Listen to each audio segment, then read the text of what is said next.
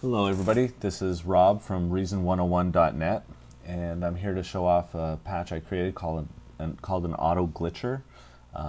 Basically it uses a screen distortion unit and it runs through the different damage types that are in that unit, and it also has a multi-tap delay inside, which gives it a pretty interesting sound, I think. So first let's listen to the sound, which is unaffected by the patch. And if I turn off the bypass, this is the sound that it generates on its own. It's just a Thor unit that's played by a matrix here. And so that's it. But when you put it through the device, you can get some pretty interesting sounds. You can change around the speed of the damage. You can increase the amount of damage. And you can change the different type of damage that you can apply via different waveforms. You can turn off the damage, and you can also turn off the multi-delay and just keep a single delay on there. If you have the damage on, you can turn off the body switching, and you can also make it out of sync with your tune or keep it in sync with your tune here. So that's it in a nutshell. Let me just open it up and I'll show you how it's routed. What's going on is you have the Scream unit here, and what's going on is you've got the damage type. You can see that knob going crazy, and you can see the body type knob going crazy.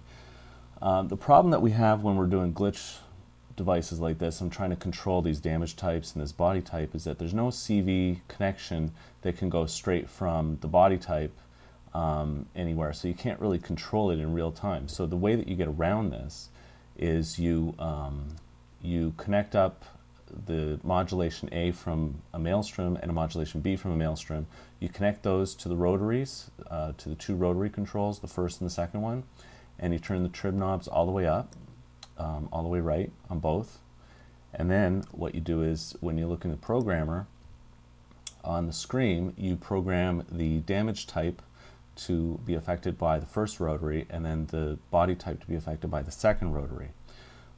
Then what's going on is basically your waveforms, the modulation A curve and the modulation B curve, are now affecting the damage type and the body type respectively via these two rotaries, the first and second one.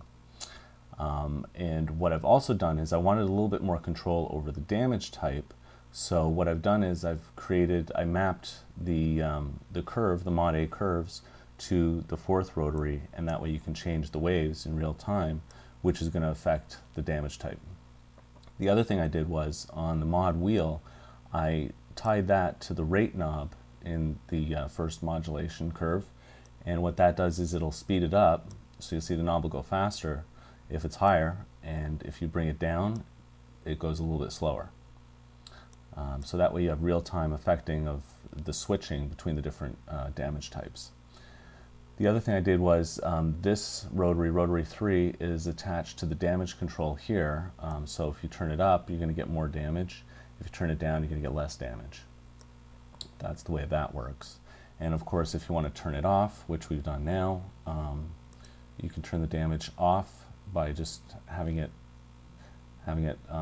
not turned on, and then that'll bypass the screen distortion unit. If you click on it, it turns it on, and then you're hearing the effect of that unit. You do the same thing with the multi-tap devices, the multi-delays. What's going on there is you've got a delay, so that your sound is going through the delay, and then into the phaser, and then into the second delay, and then into the second phaser, and then into the third delay. If you turn it off, it's going to bypass the first two delays and the phasers and keep only the third delay on. Of course, if you click it on, it's going to have all the delays affected.